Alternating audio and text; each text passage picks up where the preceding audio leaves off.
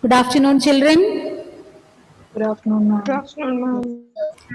We discussed about double circulation, systemic and pulmonary circulation in our previous period, and we also discussed about electrocardiogram meant for recording the electrical activity of a heart. So when there is some fluctuations in the normal electrical activity, that indicates some abnormal or some disease conditions related to your heart. So when the electrical activity of heart is not normal, that indicates that something is wrong. So we learned about all that. Now let us continue with the same topic.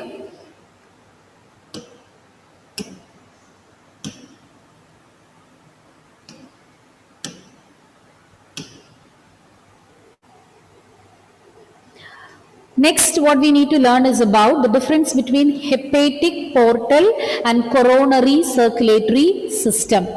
So what does hepatic portal and coronary circulatory system mean? Coronary is a word which is related to heart. Similarly, hepatic means it's connected to which organ of your body? Hepatic, liver. It's related to, the term is related to liver.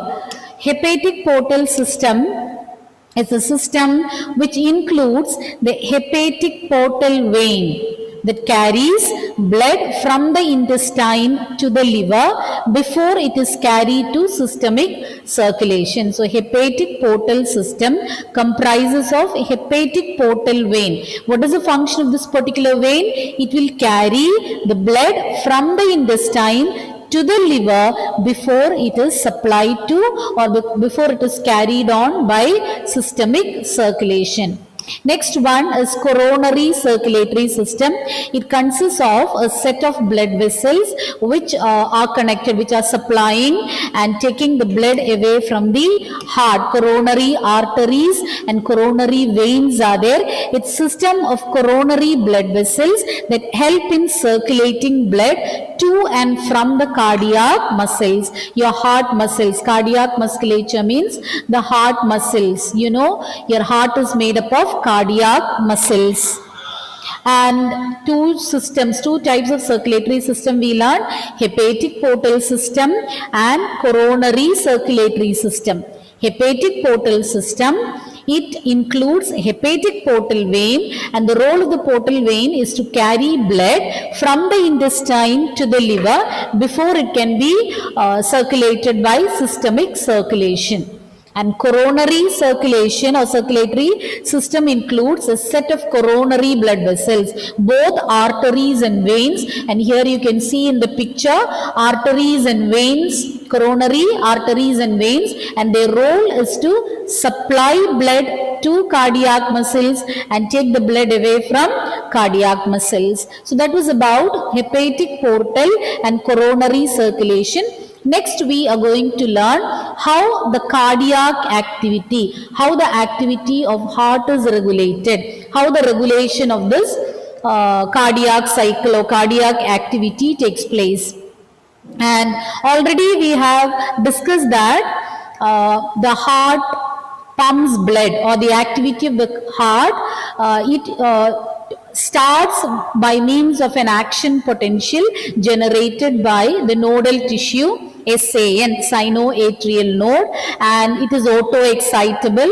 It is capable of eliciting impulses, electrical impulses, without any external stimulation, and hence we call it as auto-excitable. So because of this property, you can call heart as myogenic heart. Myogenic heart means it is auto-regulated by the nodal tissues, and nodal tissues will generate action potential without any external stimuli. Since it is auto-regulated, you call human heart as myogenic heart. Now let's see how the regulation is taking place. And medulla oblongata, you know, it's a part of hindbrain. In your brain can be divided into forebrain, midbrain, hindbrain, and medulla is a part of your hindbrain. It regulates the cardiac activity through ANS. ANS means autonomic nervous system. You will be learning more about the classification of nervous system in the chapter Neural Control and Coordination. Your nervous system can be broadly classified into nervous system can be broadly categorized into central nervous system and peripheral nervous system, PNS, peripheral nervous system and central nervous system. As you know, central nervous system consists of brain and spinal cord. So about central nervous system, you have learned in detail in your lower classes. Brain and spinal cord.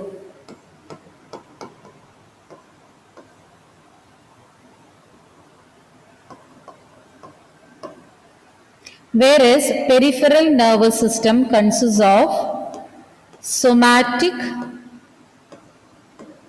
and autonomic nervous system. Somatic and autonomic nervous system.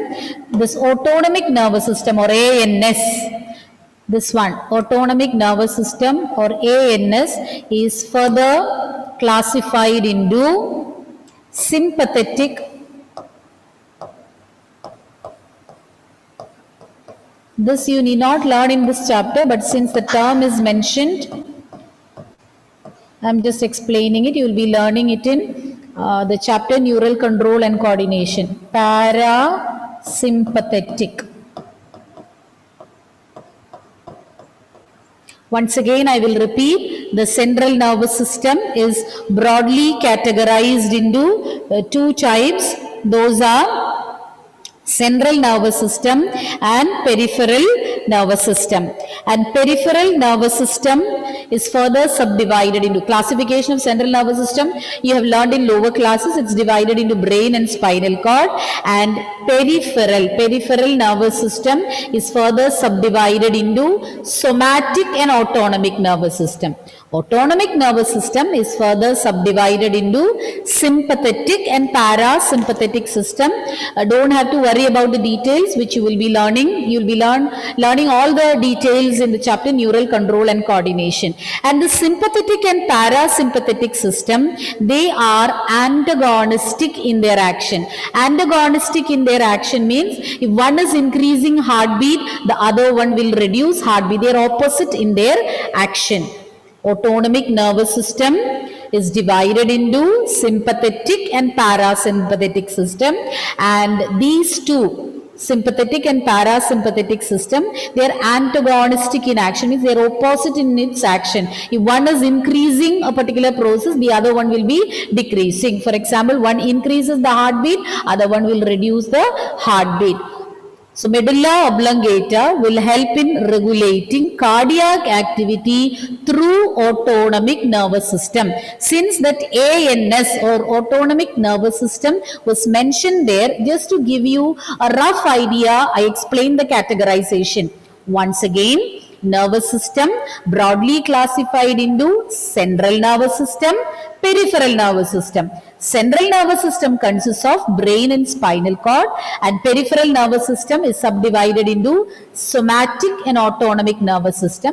Autonomic nervous system further subdivided into sympathetic and parasympathetic systems, which are opposite in their action. So details of these systems you will be learning in the chapter Neural Control and Coordination. Now moving on to the next point. Sympathetic nerves of autonomic nervous system will increase the rate of heartbeat, the strength of contraction of ventricles, and the cardiac output. So sympathetic nerves helps in increasing the rate of heartbeat, the strength of contraction of the larger chambers, those are ventricles, and the cardiac output. At the same time, yes?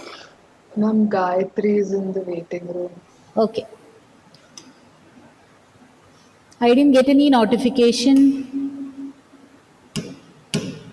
Okay. Parasympathetic nerves, they will decrease the heartbeat, conduction of action potential, and the cardiac output. This is what I told you. These two systems, they are opposite in their action. Sympathetic system is helping in increasing heartbeat, increasing the contraction, and finally the cardiac output will be enhanced by the action of sympathetic nervous system, whereas parasympathetic system, it will help in decreasing the heartbeat, conduction of nerve impulse or the action potential, and also the cardiac output. Adrenal medullary hormones. So apart from that, there is a set of hormones produced by adrenal medulla, and this adrenal medullary hormones help in increasing the cardiac output. The cardiac output can be enhanced under the influence of adrenal medullary hormones. Example for hormones released by adrenal medulla are epinephrine and norepinephrine, or adrenaline and noradrenaline. You have heard about that? Fight or flight hormones. You have learned in class 10, which helps you to face an emergency situation. Are you remembering, children, what you learned about adrenaline or noradrenaline? So example for adrenal medullary hormones are, we even call it as epinephrine or norepinephrine. So about the hormones also, the names of the hormones also, you don't worry about. You will have to learn about chemical coordination. Last chapter 22nd is chemical coordination. There you will learn the details. For the time being, you just understand that some hormones are produced by the adrenal medulla, and they will help in increasing the cardiac output, and that is how the cardiac activity is getting regulated. So it's a medulla oblongata with the help of autonomic nervous system regulates the cardiac activity. Autonomic nervous system consists of sympathetic and parasympathetic system, and the sympathetic nerves help in increasing the ventricular strength of ventricular contraction, then the heartbeat, and finally the cardiac output. Whereas parasympathetic system, so as and when it is required, they will help in decreasing the heartbeat, conduction of action potential, and also the cardiac output. And adrenal medullary hormones, they will help in increasing the cardiac output. Shall I proceed? Yes, ma'am. Next, we are going to learn about lymphatic system. So just like your blood vascular system, we have another fluid or another system that helps in transportation or circulation. We call it as lymphatic system.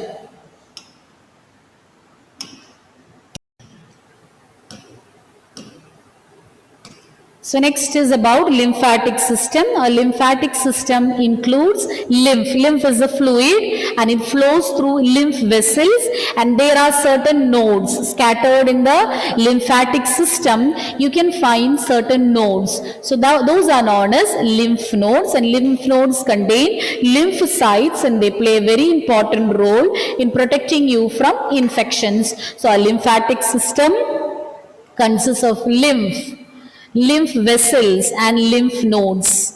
Now let's see how lymph is being formed. This also you have learned in class 10. When the blood passes through the capillaries in tissues, when the blood is flowing through the minute capillaries, you know, they're very minute blood vessel, just 1 cell thick, and as this blood is passing through these capillaries, some substances, water and certain other soluble substances gets filtered out. They'll get filtered out from the plasma, and they will get collected in the space in between the cells. So we call it as intercellular spaces.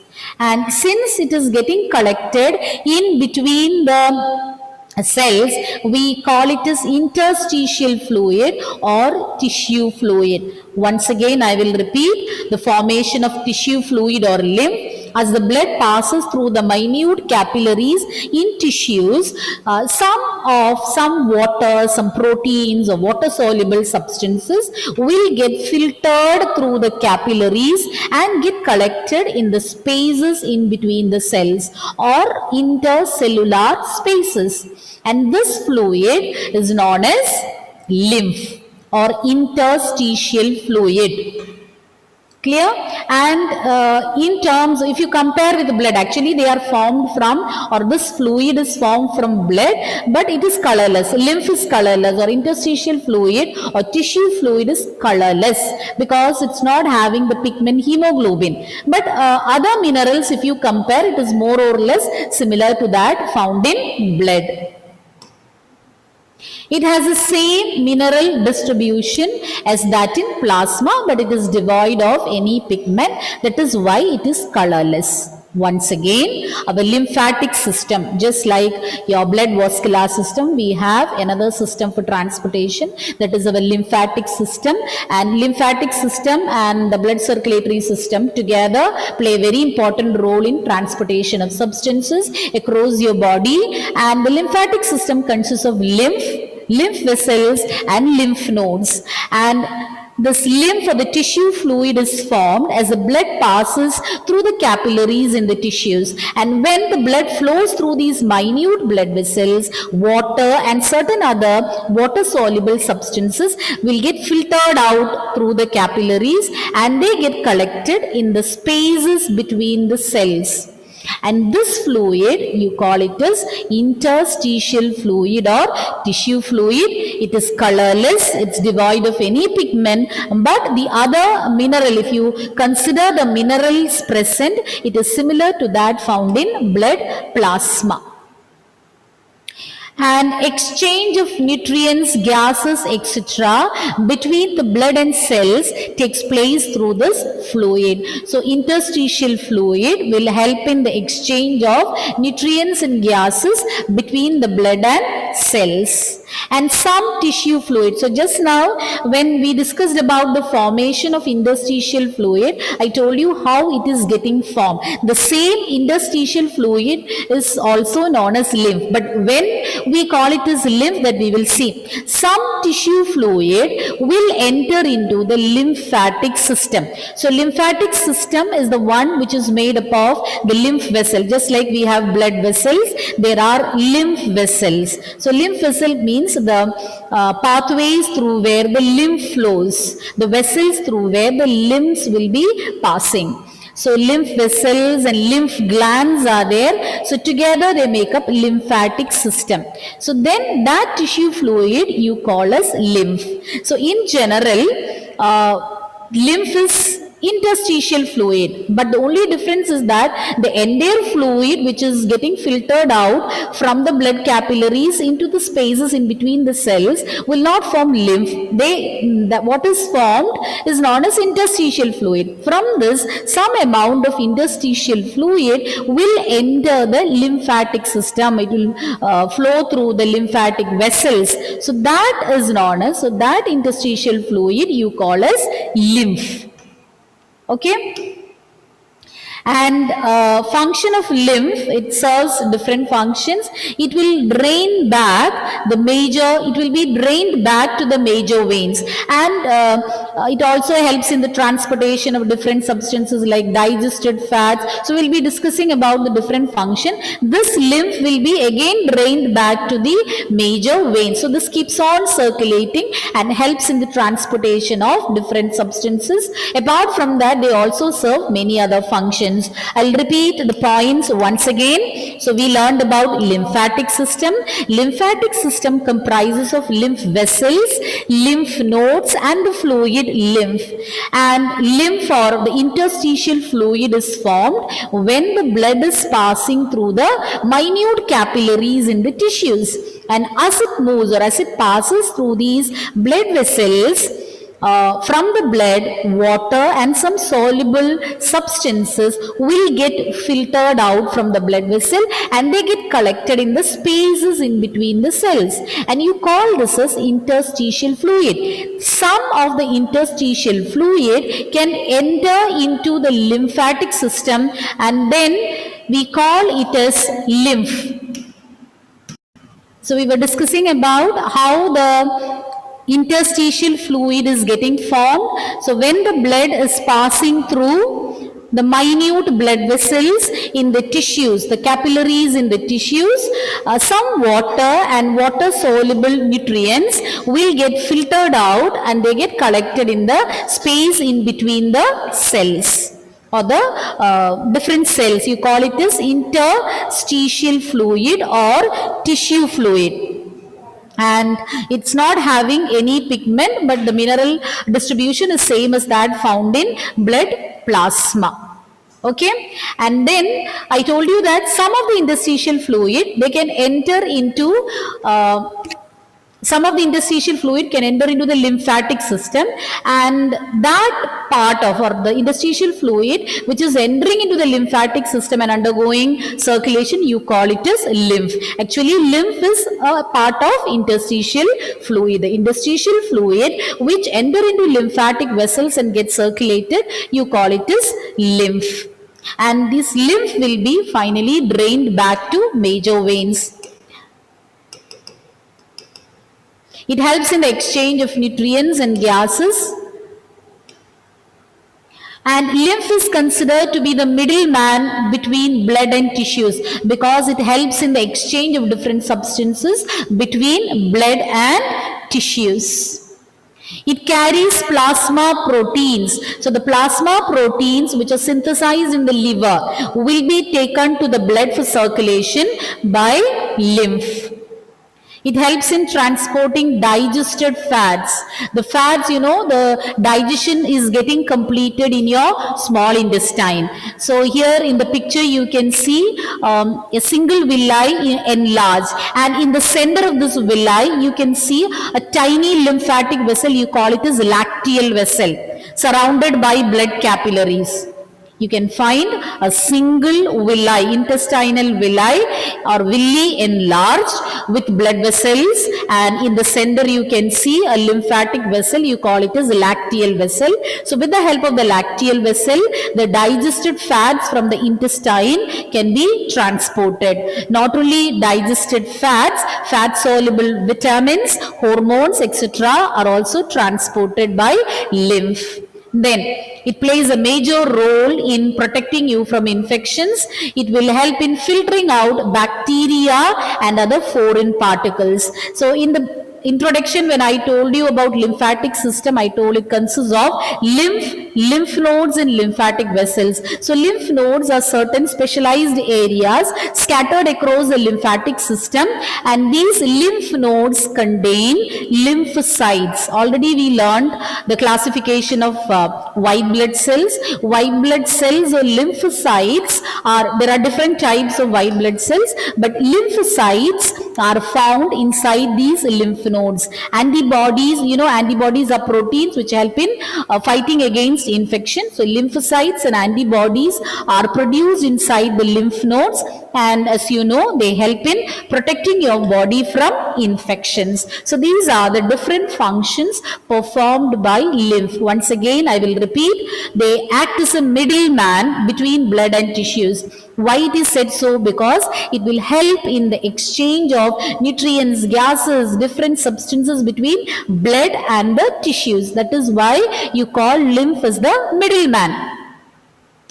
Then it helps in transporting plasma proteins produced in the liver to circulation, to blood circulation. Then digested fats from the intestine from the intestinal villi will be carried or will be transported with the help of lymphatic vessels. About the lymphatic vessel we mentioned, that is lacteal, and the digestion is getting completed in the small intestine. So from there, the digested fats, fat-soluble vitamins, hormones, etc. will be transported with the help of the lymphatic vessel known as lacteal. They help in the filtration of bacteria and foreign particles, and scattered across the lymphatic system there are lymph nodes, and inside the lymph nodes antibodies and lymphocytes are present. They are protecting the body against infection.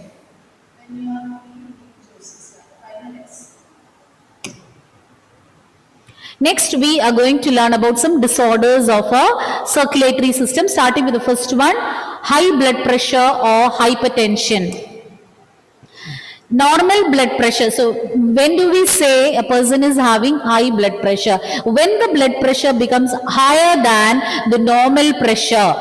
That means, see, the blood pressure reading, you can see two values, 120 bar 80, 120 upon 80 millimeters of mercury, that is the normal value.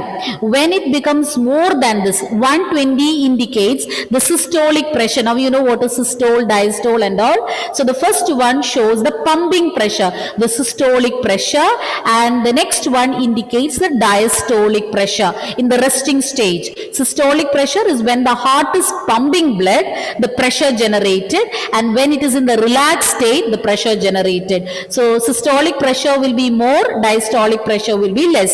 So 120 bar 80 millimeters of mercury is a normal blood pressure value, but when it fluctuates and if it goes beyond 140 bar 90 or more than that, then you call it, minor fluctuations can happen, but when it crosses 140 bar 90, when the systolic pressure becomes 140 or above and diastolic pressure becomes 90 or above, we call the situation as hypertension. And sustained high blood pressure or hypertension, if not treated at time, or if it is not taken care of, then it can lead to heart diseases and it can affect your vital organs. This important organs like brain, kidney, because that pumping pressure and the pressure during the diastole as well as the systole should be normal. If it fluctuates, there can be serious complications. It can lead to heart diseases, and it can, in the long run, it can damage the vital organs of the body like brain and kidney. Now moving on to the next one, atherosclerosis or coronary artery disease. So as the name suggests, it is affecting the coronary artery. Coronary arteries and veins we learn. So coronary artery is the blood vessel, or arteries are the blood vessels which supply blood to the heart or the cardiac musculature. And when some substances like cholesterol, calcium, fat, etc. Gets deposited in the coronary arteries, fibrous tissue, calcium, fat, cholesterol, etc. can get deposited. As you can see in the picture, normal blood vessel without any deposition. So there the blood flow will be normal. But when all these substances get deposited on the inner part of the blood vessels, what happens is, or else you can say plaque formation, deposition of substances will take place. So because of the deposition, the blood vessels become narrow, which will affect the efficiency with which the blood is flowing through it. Hope you are getting the point. So in a normal blood vessel, no obstruction, blood is flowing smoothly. But because of the deposition, calcium, fat, fibrous tissue or cholesterol can get deposited on the inner walls of the blood vessels. So this will reduce, or this will make the blood vessels narrow, which will affect the efficiency of blood flow. It makes the lumen, the inner space of the arteries, narrow, and that can affect the blood supply.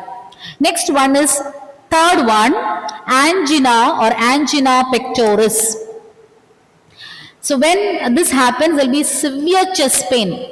Acute chest pain means sudden pain will be there. This is because of the oxygen deficiency to the heart muscles. Your heart muscles, just like any other part of your body, your heart muscles also need sufficient oxygen supply. So when enough oxygen is not reaching your heart muscles, it can lead to angina pectoris. It occurs due to improper blood flow. So when there is a lack of oxygen or improper oxygen supply, means who is supplying oxygen to the body or to different parts of the body? It is via blood. So if sufficient oxygen is not reaching, means it is due to improper blood flow. And the disease, what we said before, that can lead to, just now we had discussed about Atherosclerosis. This atherosclerosis we learned there the deposition or plaque formation in the blood vessels, which can lead to the narrowing of the blood vessels, less effective supply of blood. So that also can lead to angina pectoris, because of the plaque formation there can be insufficient blood flow. When there is insufficient blood flow, there might be insufficient oxygen supply. So when sufficient oxygen supply is not reaching the heart muscles, they can get damaged, and this is very common in middle-aged and elderly person. So as the age proceeds, just like any other part of your body, the heart as well as the blood vessels, they all their efficiency gets deteriorated or gets diminished. So it is more common among middle-aged and elderly people. And the last one is about heart failure. Congestive heart failure. Congestive heart failure. Here the condition where the heart is not pumping enough blood to meet the requirements of the body. There is some defective pumping of the blood. So the heart is not pumping sufficient amount of blood. And one symptom, so when this happens, when there is heart failure, one symptom is congestion of the lungs. And heart failure should not be misunderstood with cardiac arrest and heart attack.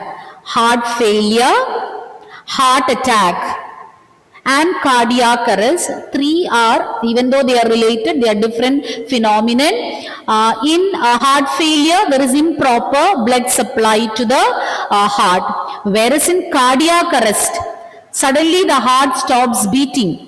And in heart attack, there is a sudden damage of heart muscles. So when the blood supply is inadequate for a longer time, then the heart muscle, there can be sudden damage. When sudden damage of the heart muscles due to inadequate blood supply takes place, you call it as heart attack. But heart failure is a gradual process. Heart attack takes place suddenly because of the sudden damage of the heart muscle due to improper blood supply. When blood supply is improper, enough oxygen will not reach, and that can cause damage to the heart muscle and can lead to heart attack.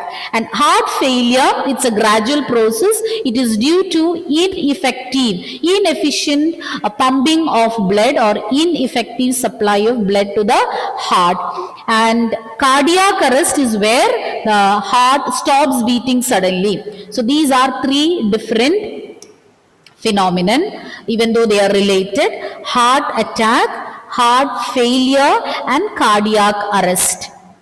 Okay, any doubts if you have related to this topic, we'll discuss in our next class. Okay, any clarification you need with respect? Yes. Ma'am, can you show that coronary artery?